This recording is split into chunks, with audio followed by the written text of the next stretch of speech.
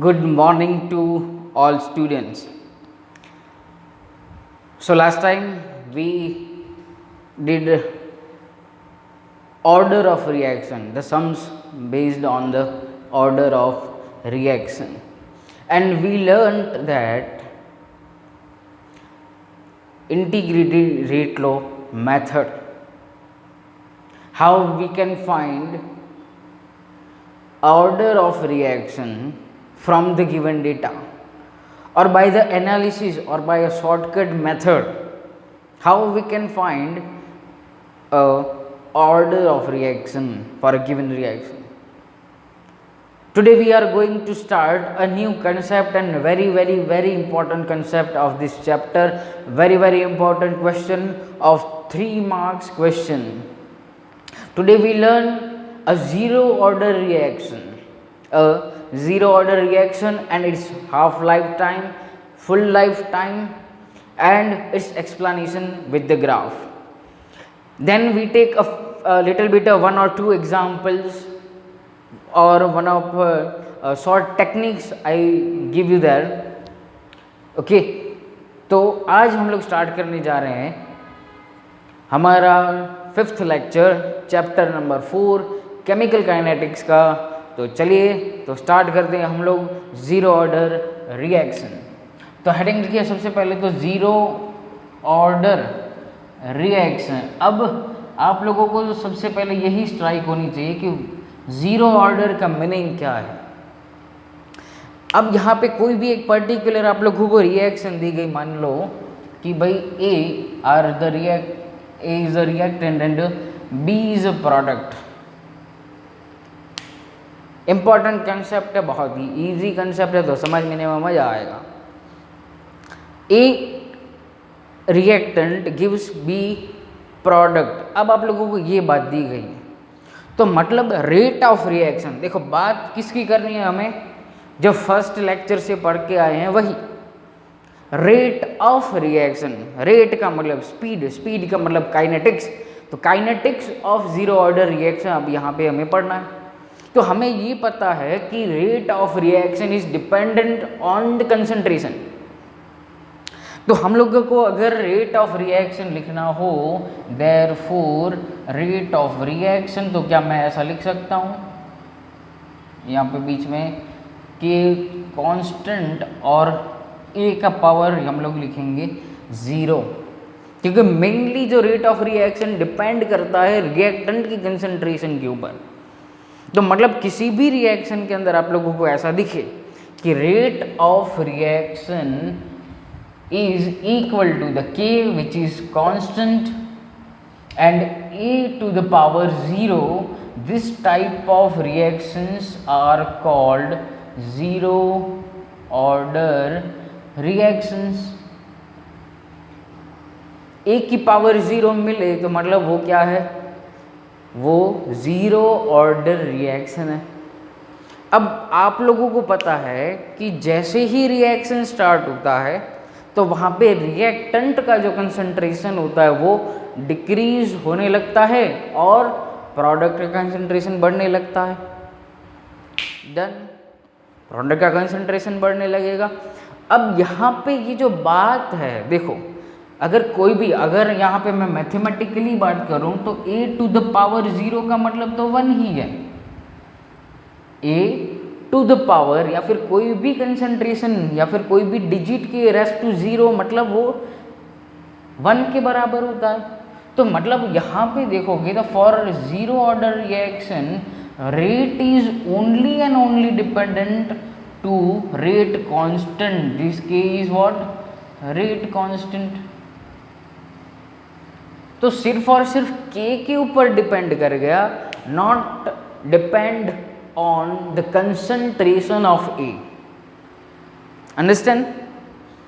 अब K के ऊपर डिपेंडेंट है तो कोई भी रिएक्शन है it takes time,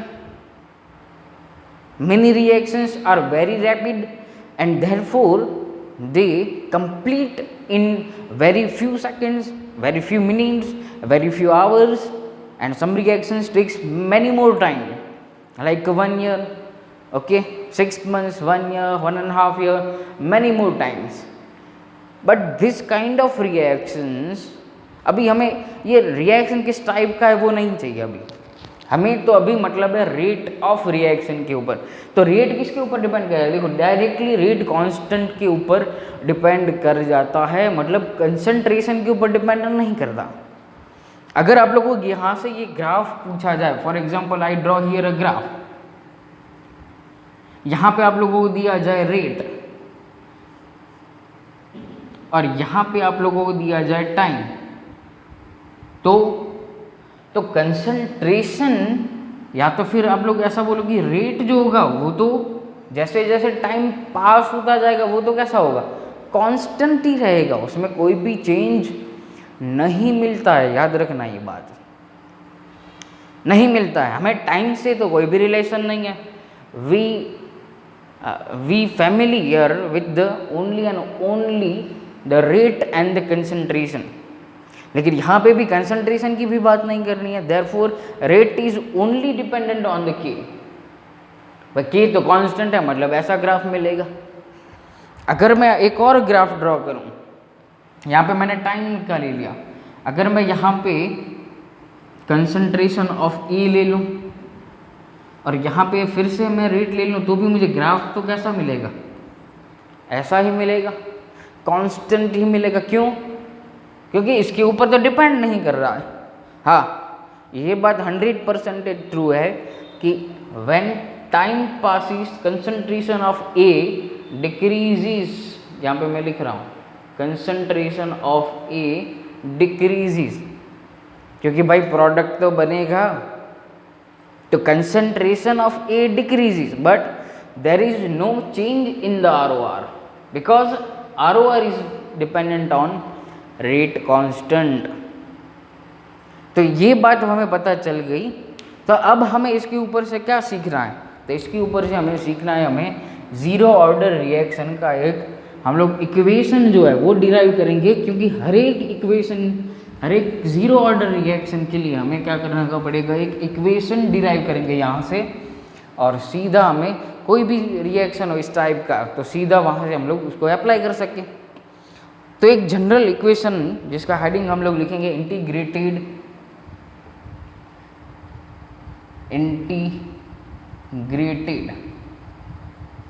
rate law for zero order reaction, for zero order reaction. चलिए, तो फिर से मैं आप लोगों को यहाँ से एक एग्जांपल ले लेता हूँ। सपोज करो कि आप लोगों को ये रिएक्शन दिया गया, अब टेक्स्ट बुक में भी देखोगे तो यही जनरल एक रिएक्शन दिया जाता है, A is a reactant, P is a product.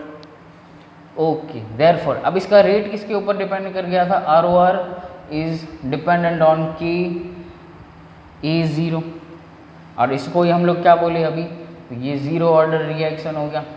कहीं पे भी रिएक्टेंट के पावर में आप लोग ज़ीरो देखो, मतलब वो ज़ीरो ऑर्डर रिएक्शन होगा, एक ही होना चाहिए वहाँ पे, ओनली द वन रिएक्टेंट। अच्छा, अब मैं आप लोगों को एक और बात यहाँ से बताना चाहता हूँ। फर्स्ट लेक्चर को याद करो, वहाँ पे हमने 2 types of rate of reaction देखे थे। First is average rate of reaction and second is instantaneous rate of reaction. अगर मुझे इस रिएक्शन के लिए लिखना हो इंस्टेंटेनियस, तो वो भी क्या था, ROR is equal to what, -1/1 and dA/dt, ये लिख सकते हैं हम लोग। ओके, तो ये दोनों इक्वल हैं, देयरफॉर ऐसा लिख सकेंगे हम लोग -KA0 is equal to -dA/dt। Okay, इतना कन्फर्म हुआ आप लोगों के लिए, इतना कन्फर्म।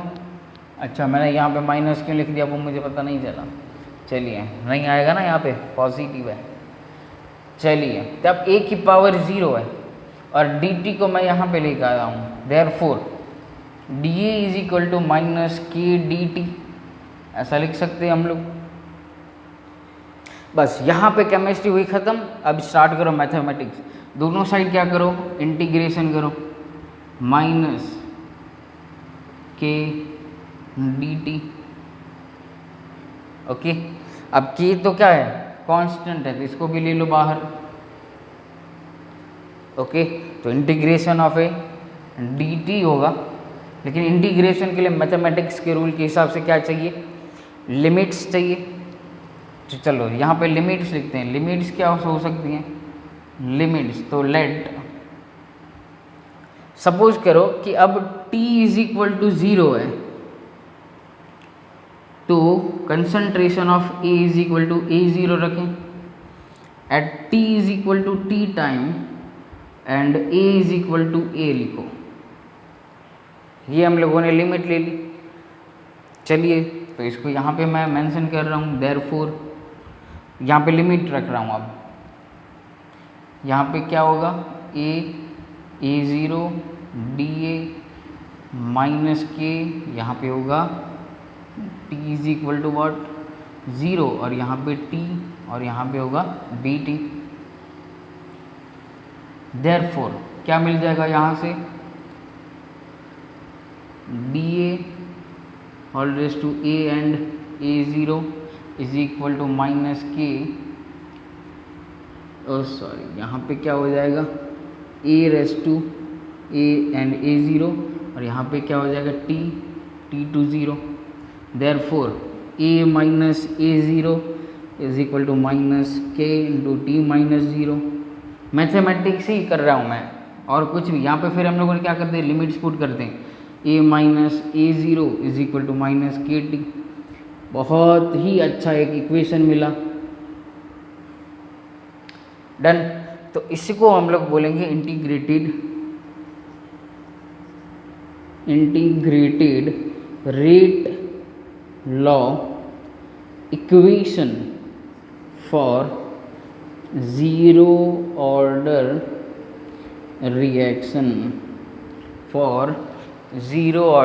रिएक्शन, कि देखो कितना इजी था, मैथमेटिक्स भी आना चाहिए। बात पता चली यहाँ से। ओके, तो अब मैं इसको थोड़ा बहुत ये साइड में से इसको निकाल देता हूँ।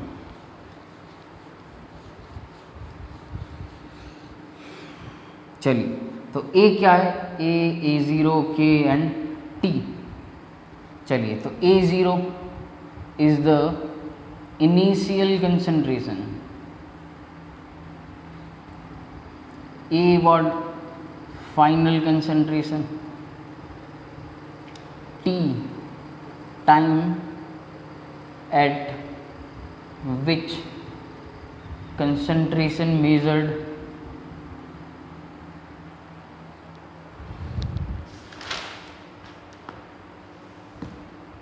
ओके। या तो फिर ऐसा लिख सकते हो, चेंजेस A0 टू A। भाई जो मीन वाइल टाइम में ये जो चेंजेस होते हैं कंसंट्रेशन के अंदर, वो हम लोग मेज़र करते हैं। बाकी कौन बच्चा, के इज रेट कांस्टेंट। डन। तो बहुत ही इजी कंसेप्ट। चलिए, तो ग्राफ ड्रॉ करें। तो ग्राफ क्या पॉसिबल है यहाँ से, तो अब इसको इक्वेशन को मॉडिफाई करो। तो A is equal to minus के टी प्लस A0 पॉसिबल है ये, इसको यहाँ पे मैं लेके गया। तो ये कैसा हो गया, y is equal to m x plus c जैसा हो गया। तो ये क्या हो गया, ये आपका हो गया स्लोप, ये इंटरसेप्ट हुआ, ये y एक्सिस के ऊपर A हो गया। देयरफॉर तो ग्राफ कैसा मिलेगा, देखो स्लोप कैसा है, टेन थीटा। स्लोप क्या मिलेगा, tan theta is equal to minus K, intercept और नेगेटिव है मतलब ऐसा मिलेगा। और ये जो पॉइंट होगा वो आप लोगों को होगा A0। यहाँ पे आ जाएगा आप लोगों का रेट आ जाएगा यहाँ पे, और यहाँ पे आ जाएगा टाइम t, और ये आप लोगों का होगा slope, this is slope. Okay, अगर ऐसा होता तो ये पॉजिटिव स्लोप में जाता है, और ऐसा है तो नेगेटिव स्लोप में जाता है। बहुत ही ईजी था। चलिए, या तो फिर यहाँ पे आप लोगों को दे सकते हैं कंसंट्रेशन ऑफ ए। तो इसके ऊपर से आप लोगों को ग्राफ के बेस्ड क्वेश्चन बहुत पूछे जाते हैं। एक ही ऐसा ग्राफ है जिसके अंदर हमें ये नेगेटिव स्लोप मिलता है, बाकी एक भी हम लोग नेक्स्ट जो पढ़ेंगे फर्स्ट ऑर्डर सेकंड ऑर्डर, उसमें कभी भी ये नेगेटिव स्लोप नहीं मिलेगा। और यहाँ पे क्या हो जाएगा, लॉग हो जाएगा सिंपल। ये एक कंसंट्रेशन यहाँ पे नहीं मिलेंगे क्योंकि यहाँ पे ज़ीरो ऑर्डर रिएक्शन डिपेंड ही करता है कांस्टेंट के ऊपर। तो यहाँ से जो वैल्यू मिलेगी, ओके, अगर मान लो कि आप लोगों को ये दिया गया 45 डिग्री सेल्सियस, तो 180 माइनस 45 तो नियरली 135। तो यहाँ पे ये टेन थीटा क्या हो जाएगा 135 डिग्री, क्योंकि एक्चुअली स्लोप ये होता है इंटरसेप्ट ये। तो यहाँ पे 135 टेन थीटा की वैल्यू रखोगे तो वहाँ से आप लोगों को स्लोप मिल जाता है। लेकिन ग्राफ ऐसा पूछते हैं कि भाई for a particular reaction which is a true graph, या फिर आप लोगों को ये दे देंगे कि भाई R is equal to K, rate of reaction is equal to then which reaction is that, बताओ ऑर्डर ऑफ रिएक्शन क्या होगा, ऐसा भी पूछ सकते हैं। है बहुत ही सिंपल, कंसेप्चुअल है बहुत सिंपल। चलिए अब मैं इसके आगे बढ़ रहा हूँ हाफ लाइफ टाइम के ऊपर। हाफ लाइफ टाइम, अब हाफ लाइफ टाइम का मतलब क्या है, तो हाफ के ऊपर से आप लोगों को थोड़ा बहुत आइडिया तो आ ही गया होगा। हाफ लाइफ टाइम सिंबल होता है टी, वन हाफ का मतलब 50%। तो time required to complete 50% reaction is called T1/2। मतलब 50% रिएक्शन कितने टाइम में कंप्लीट हो रही है, दैट इज T1/2। तो मतलब अगर हम लोगों ने अब इसका फॉर्मूला डिराइव करना है, T is equal to 0 then A is equal to A 0/2। अब T इज इक्वल टू क्या लेना है, यहाँ पर T1/2 ले लेना है। किस फॉर्मूला में लेंगे, तो A is equal to minus k, अच्छा प्लस है तो इसको पहले लिखते हैं, माइनस के t. Therefore A is equal to what, A0/2 is equal to A0 minus के टी। देयरफॉर माइनस के टी इज इक्वल टू क्या हो जाएगा, अच्छा इसको इधर लेके आ तो plus k t then A0 minus A0/2। Therefore k t is equal to A0/2, 1 में से आधा माइनस, एंड देयरफॉर T, यहाँ पे T1/2 आएगा हर एक जगह पे, ये भी T1/2, ये भी T1/2, ये भी T1/2। T1/2 is equal to क्या मिला हमें, A0/2 के। बहुत ही सिंपल डेरिवेशन, लेकिन ये क्वेश्चन भी बहुत बार पूछा गया है। Derive formula T1/2 is equal to A0/2 k. चलिए एक लास्ट कॉन्सेप्ट यहाँ से कंसीडर कर लेते हैं हम लोग, that is full life time. ये आता नहीं है लेकिन सीखना पड़ता है, मज़ा आता है। अब यहाँ पे 50% है तो time required to complete 100% reaction, 100% reaction. तो अब A इज इक्वल टू क्या हो जाएगा, चलिए बताइए, A0 is equal to what, sorry A is equal to, तो 100% रिएक्शन हो गया, मतलब वो क्या हो गया 0, and T is equal to TLF लिखो, T is equal to life time, full life time. तो देयरफॉर इसी फॉर्मूला का मैं यूज़ करूँगा, A is equal to A0 minus के टी। देयरफॉर ये तो 0 है, A0 minus TLF। Therefore A0 is equal to k TLF।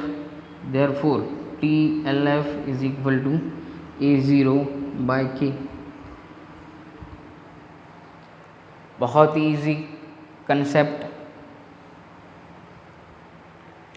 चलिए तो यहाँ से एक हम लोग एग्जाम्पल लेते हैं रूटीन लाइफ एग्जाम्पल, लेकिन प्रॉपर एग्जाम्पल मैं आप लोगों को कल के लेक्चर में लिखाऊंगा, क्योंकि पूरा सेशन हम लोग ले लेंगे, फिर एक भी चीज़ ऐसी बाकी नहीं रखूँगा जो भी आप लोगों को क्वेश्चन को सॉल्व ना कर पाए। फॉर एग्जाम्पल कि आप लोगों को इनिशियल कंसंट्रेशन जो है वो दिया गया है 100 इनिशियल कंसंट्रेशन, फिर वो जा रहा है यहाँ पे 50 के ऊपर, और फिर यहाँ पे हो जा रहा है 0। तो T1/2 50%, ये क्या है हमारा T1/2, और ये हो गया T हमारा LF, ये इनिशियल है, A0 में है। तो ये T100 to 50 पहुँचने के लिए कितना टाइम लेता है, तो A0/2K, लेकिन यहाँ से यहाँ तक पहुँचना है हमें, तो कितना टाइम लेता है, A0/K जितना। ओके, तो अगर लॉजिकली आप लोग देखने जाओ तो यहाँ पे A0 to 100 to 50 जाना है तो A0/2K, तो ये भी कितना होगा A0/2K, क्योंकि अगर दोनों को कंपेयर करोगे तो आंसर ये मिलेगा। बहुत ही शॉर्ट टेक्निक। एक और एग्जांपल, मान लो कि 100 to आप लोगों को एक दिया गया 90, और उसको कंप्लीट होने के लिए अब ये 100 to 90 पहुंचा, मतलब कितना कंप्लीट हुआ, 10% कंप्लीट हुआ। हाँ, देखना, याद रखना ये बातें, 90% कंप्लीट नहीं होता, 10% कंप्लीट हुआ। तो उसके लिए हमें टाइम दिया गया है T, और आप लोगों को पूछा गया है कि भाई 40 तक पहुंचने में 100 to 40 आए तब तक कितना टाइम लगेगा। तो कैलकुलेट करते जाओ, देखो 10% कम हो रहा है तो T, 90 to 80 आएगा तो भी T, 80 to 70 जाएगा तो भी T, 70 से 60 आया तो भी यहाँ पे T टाइम, 50 आया तो भी यहाँ पे T टाइम लगेगा, और यहाँ पे आया 40 तक तो भी T। तो कितने T हो गए, 1 2 3 4 5 एंड 60। तो यहाँ पे 100 to 40 तक आना होगा तो हमें 60 जितना टाइम लगेगा। कुछ भी पूछ सकते हैं, यहाँ पे ऐसे भी पूछें, यहाँ पे कर दें आप लोगों को, बताओ कि भाई 85 तक पहुँचने में कितना टाइम लगेगा, तो ये क्या हो जाएगा, हाफ हो जाएगा ना यहाँ से। तो T + T/2 जितना, तो 2T + T जितना यहाँ पे टाइम लगेगा 100 to 85 तक पहुँचने में। ओके, तो ऐसे कोई भी आप लोगों को दे सकते हैं। ठीक है, तो ये एग्जाम्पल आप लोगों को शायद अच्छी तरह से समझ में आया होगा। बहुत इजी होता है, MCQ बहुत इजी है, इतना ये चैप्टर हार्ड ही नहीं है। तो चलिए, यहाँ पे आज हम लोग एक थियरी मैंने आप लोगों को यहाँ पे कंप्लीट करवा दी। कल पूरा सेशन रहेगा सम्स के ऊपर, 0 ऑर्डर रिएक्शन के सम्स होंगे और हाफ लाइफ टाइम के सम्स होंगे। चलिए, तो thank you and very much.